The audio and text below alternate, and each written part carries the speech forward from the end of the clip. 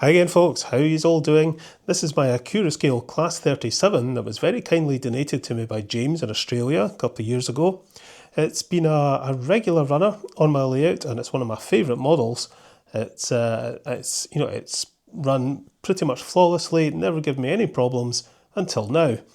It started slowing and speeding up randomly, which is a known issue with these models, and it's also something I've seen with some Bachmann models. Basically, it means the motor is probably dirty or failing, and given that this is only a couple of years old and hasn't really run up a huge mileage, I doubt very much the motor is failing, but it does slow down or speed up randomly and the current draw fluctuates quite wildly. I suspect the commutator in the motor is, dirty, just badly carbonised. Now, I contacted Accurascale about the problem and their first response was, "Too bad, you didn't purchase it, so you aren't covered by the warranty." I made it clear to them that the model was purchased new by James, but it was sent directly to me from the retailer, so it's not second hand, and it's as new to me as if I'd bought it. So I had a bit of a conversation with Accurascale. Now, I know this didn't cost me anything, and it's maybe a bit cheeky of me to expect anything from Accurascale, but I don't like quibbling over a few quid, but there is a principle here that the product is essentially defective and they should maybe at least send a new motor free of charge. That's kind of what I was thinking, but that wasn't happening. They weren't having that, but they did agree to sell me a new motor at cost price, so I just agreed to that. Otherwise, I'd have had to involve James to provide proof of purchase, etc., and I just didn't want to bother him with all that. Now, I haven't worked on this model properly. When I got it, I didn't look into it too much as it seemed a bit too scary, but needs must. Let's back Loch Lomond into the shed and we'll see what we can do.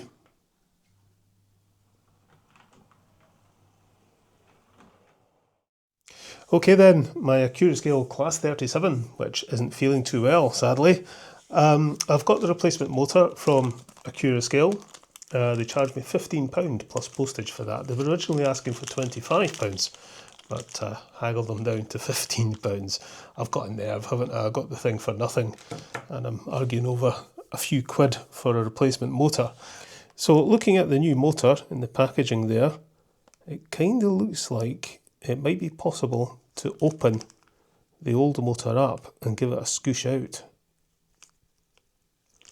And I think I'm maybe going to give that a go and see if we can get this running properly without using the new motor, and we'll keep that for such time as it really does need it. But if not, we'll go back in and we'll replace the motor. But I think, because this isn't old, I don't think the motor's worn out. It's just got a bit dirty inside, which is an all too common fault with some of these can motors, unfortunately. But like I say, it shouldn't be doing that within a 2-year time frame. It should be an awful lot longer. And as I said earlier, I haven't run this a lot. Yes, it's been one of my favourite models, and I've run it maybe a little bit more than some of the others, but it's not been on the layout, running for ages or anything, done anything like the kind of mileage I would expect to result in that kind of problem with the motor. So we'll need to see how we get into this. I believe the body clips on. I wanted to keep the snow ploughs on at the front. I've had to take the snow ploughs off at the back because of the coupling. It was causing issues. This still has little chains attached to the bogie frames, but I'm pretty sure this body just clips on. So some cocktail sticks and we should be good to go, I think.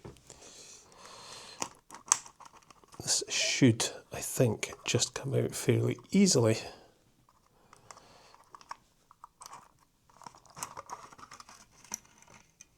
Anything attached? Oh, yeah, I've got one of those attached at the front there. Unplug that. Did that just drop off? No, it's there. That's fine.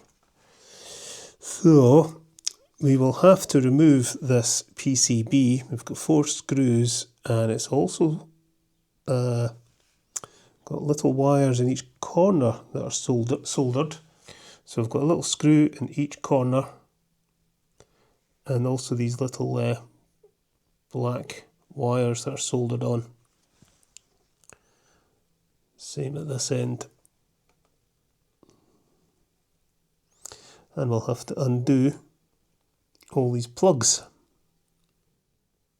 Track right, track left, track right, track left. That must be the pickup wires. Why couldn't you just have little plugs for them, or those little solderless connections? That'd have been better. So looking at it, I think if I desolder those two and undo those plugs, this will lift up and I should be able to get to the motor. Right, we will remove the plugs first. So there's a 4-pin, a 2-pin and a 3-pin. So it's easy to remember for putting them back. That's the 4-pin. That's the 2-pin. And that's the 3-pin. So that's easy enough. That allows me to get that out of the way. Then we'll need to desolder these two wires. I need to be very, very careful not to melt anything here.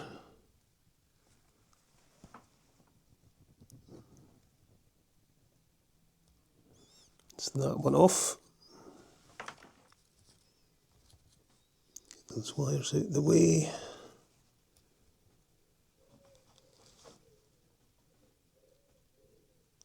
And that's that one off.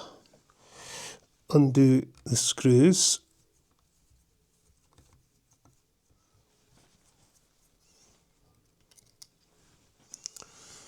And now the PCB should lift out of the way anyway, I think. I think I'm going to have to unplug these ones as well. Okie dokie. Yeah, I thought this was just going to like pull up, so I could just get away with desoldering those wires, but nope, it's not doing it, so I'll need to desolder those ones as well. That one. Right, so it's going to lift up now. There we go. And there's the motor. So the motor is held in place with two brackets with two screws each. So we undo that and the motor will come out. And to replace the motor, I would need to desolder the wires there. I'm a little bit concerned that lifting this motor out might not be that easy without loosening the bogies. And we could be getting into all sorts of fun and games there, I think, but we'll see. So there's one bracket. There's the other bracket. Now, does this just lift out? Yeah, it just lifts out. Thank goodness for that. Okie dokie. Right. See, there are little tabs there that I think we can bend up, I think,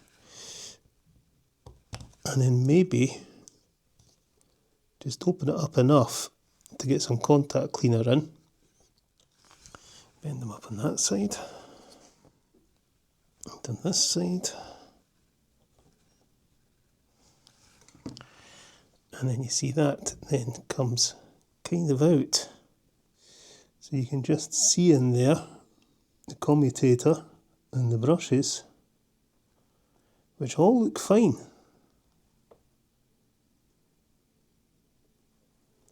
Let's just see the armature down in there.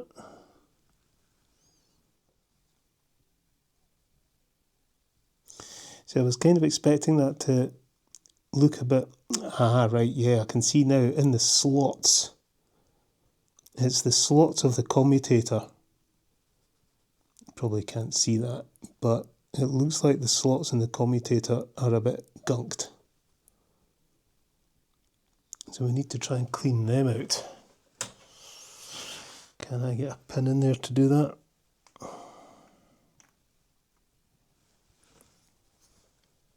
Cannot see. I need to get the headlight on. Probably easier just to replace the motor, but I just want to see if this is possible. Yeah, it's definitely the slots have gunked up.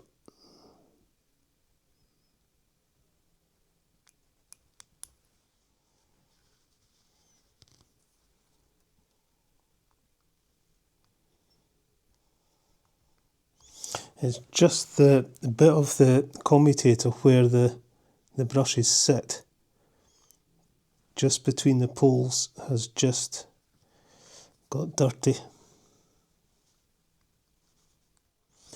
We'll give it a scoosh.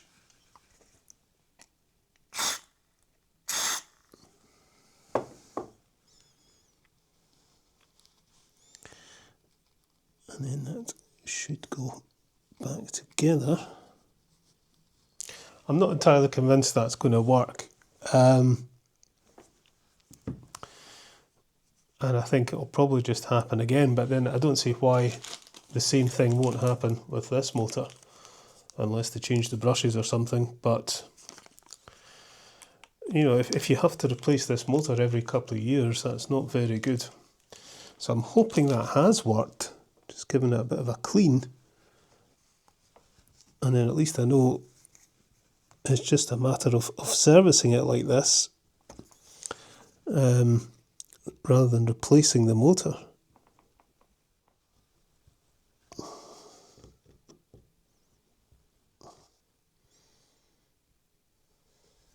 I think when we've got the motor out, we'll just put a wee spot of oil on the bearings.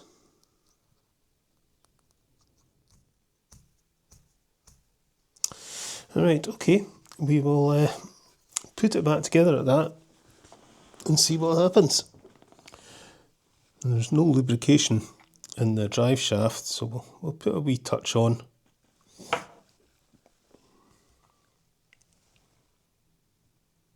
Bit of silicone grease. And we'll get this motor back in.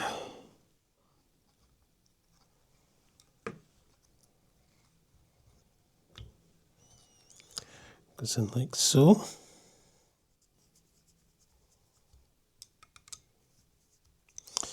That's that end of the motor secure.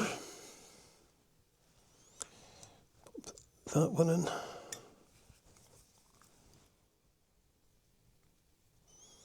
You notice there when I'm putting the screw in, you put the screw in and you turn it counterclockwise initially till the thread clicks, and then you screw it in, and that way you don't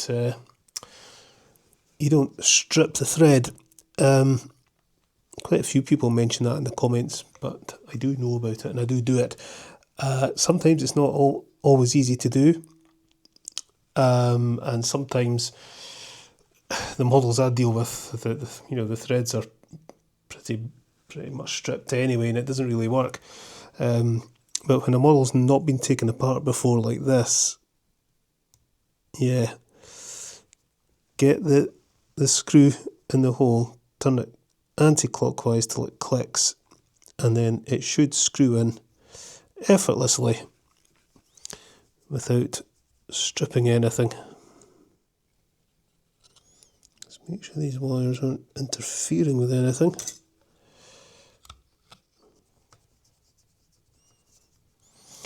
Okay, so we're screwed down. Now we'll solder these wires and then we'll plug everything back in.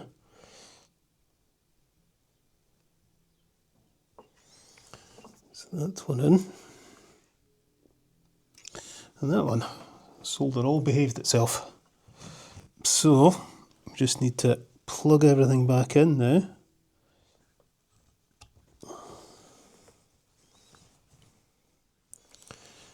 And that's all okay like that. We need to bring those wires around there.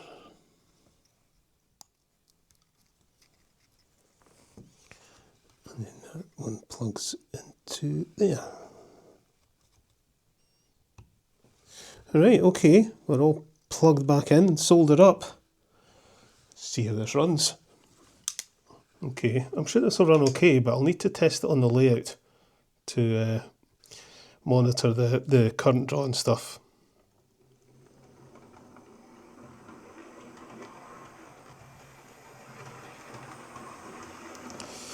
Yeah, it seems fine. Tell you what, we'll put it on the rolling road and see what it does. Right, so this is kind of what the rolling road is meant for. Let's power it up and see what happens.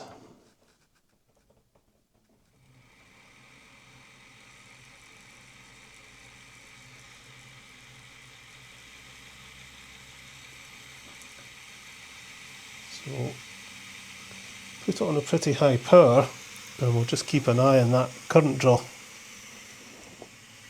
It's a steady 250 milliamps at the moment.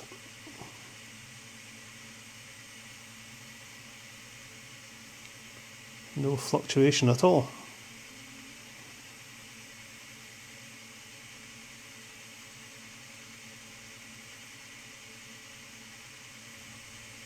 It's quite normal for it to drop a little gradually as it warms up.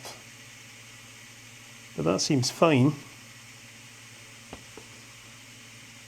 I'll give it a bit more juice.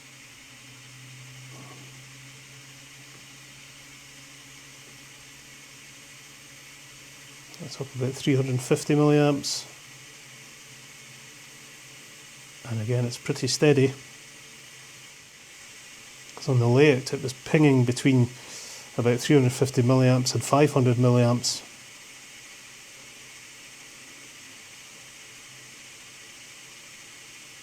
Yeah, that seems okay.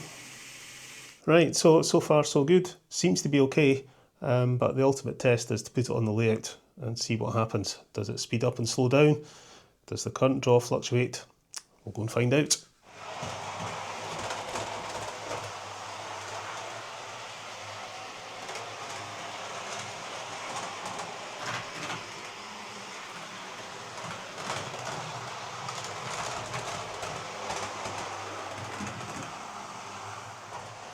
It's holding a steady 200 milliamps. So I had this running for about 10 minutes or so, no problems at all, nice steady current draw, no slowdown or speed up. So there we go, I would say that's been successful. I mean, I'm not sure how long it's going to last. You know, maybe the problem might reoccur in a few weeks, months, days, years, don't know. But as far as I could see, the only problem was a little bit of dirt between the poles and the commutator. Scraped it out with a pin, gave it a scoosh, and it's running as good as new. I've got this motor in case it does go funny again, and you know, it keeps going funny. We'll stick the new motor in and see if that keeps it right. But I think it'll be fine. I just think it's just that little bit of dirt. It's just the brushes wear and the carbon material gets stuck between the poles of the commutator, as it does in old XO3, XO4 motors and many other motors. But you can get into this motor relatively easily.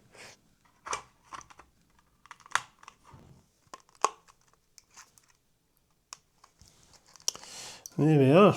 There's my Accurascale Class 37. Running as good as new. Okay, we'll put it out the shed and then I think we'll have a wee bit of a Class 37 special.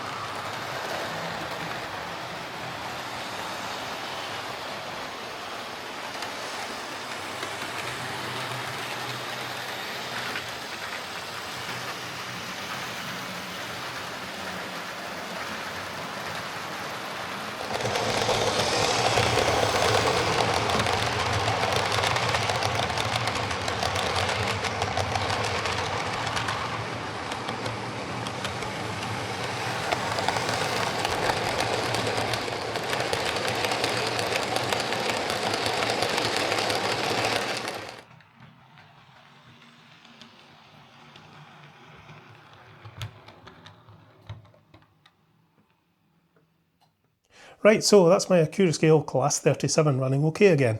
I now know how to access the motor and that I can open the motor up and clean the commutator if needed, but I do have the spare motor in case of more serious failure, and I imagine there will only be so many times you can open that motor up by bending back those little tabs, so it's good to have the spare. Motor failure is a problem with nearly all modern models. It's not specific to any manufacturer. There maybe needs to be some sort of technical breakthrough with miniature motors, I think, to make them more robust and have greater longevity, but I suspect a lot of the issues are down to quality of components and cost. But to me, the motor is the one part of the model where cost cutting should not be happening. It's the heart of the model. CAN-type motors can last for years. I've serviced loads of old Bachmann split chassis models and only once ever come across a failed motor in one. So, I don't think it really needs to be anything like the problem it seems to be. But yeah, split gears and failed motors are all too common problems, unfortunately, these days. So thanks once again to James for donating this model to me back in 2023. It's still pretty much my flagship diesel. Okay folks, catch yous later.